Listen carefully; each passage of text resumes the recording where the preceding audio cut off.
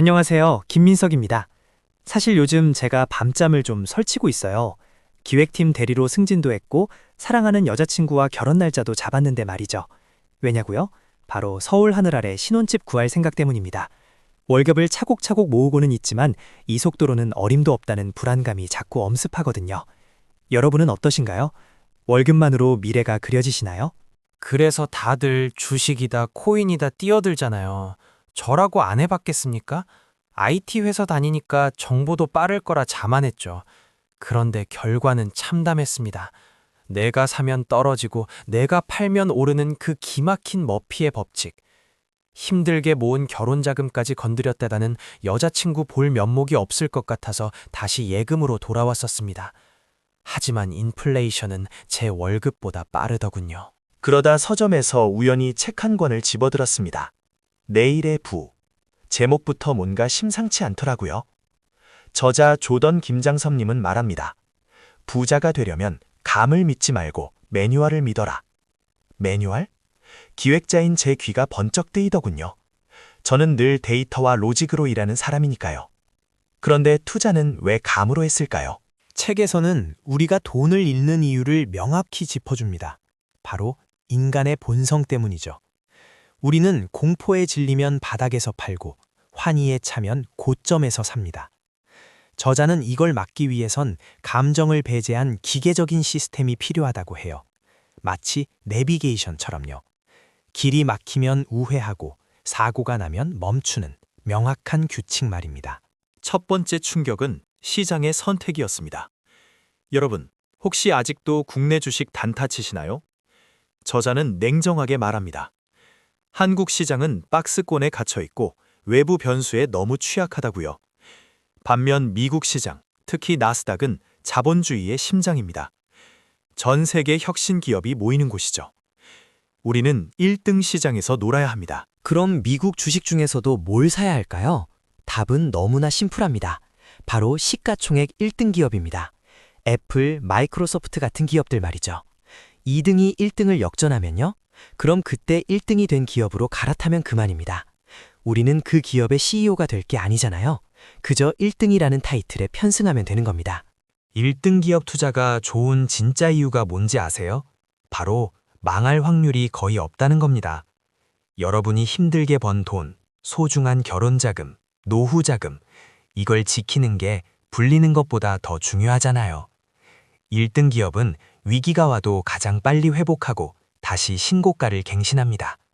이것이 바로 자본주의의 역사였으니까요. 하지만 1등 기업도 떨어질 때는 무섭게 떨어집니다.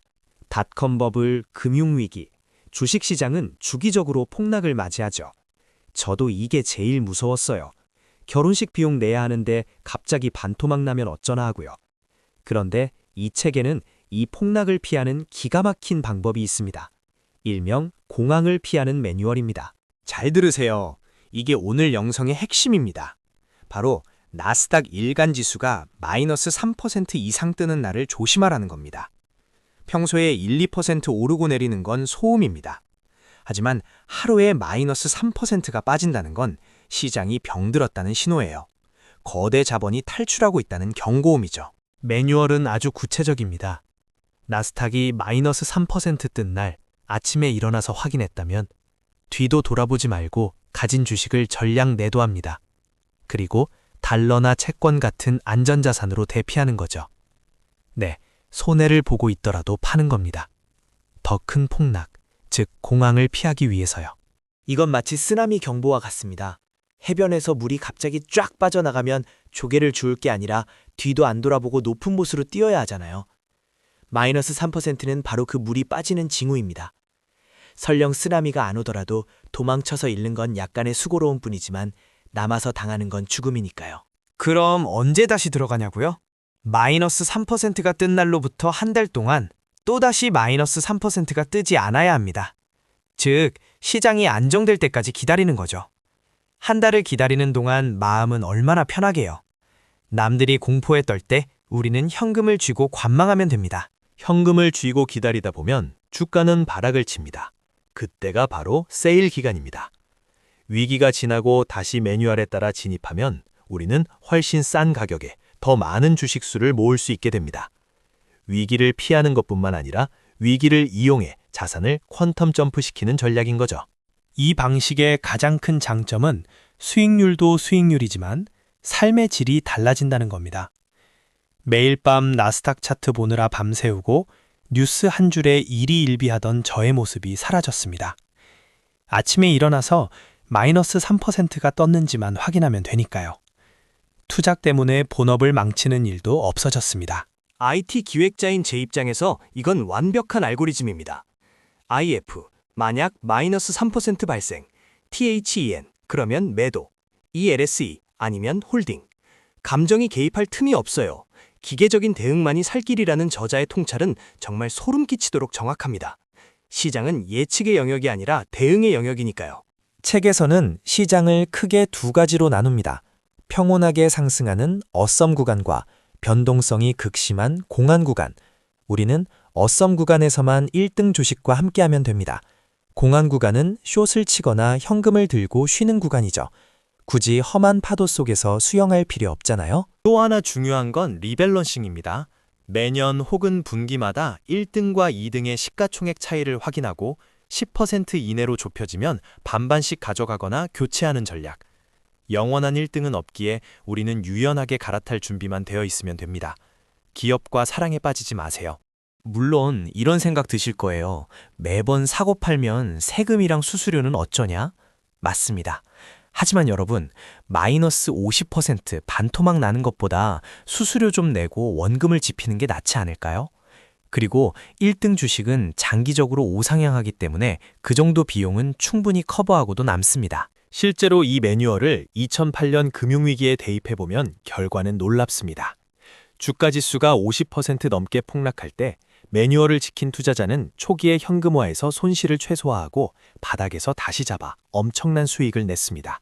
백테스트 결과가 증명하는 팩트입니다. 이 책을 읽고 저는 제 투자 포트폴리오를 싹 정리했습니다.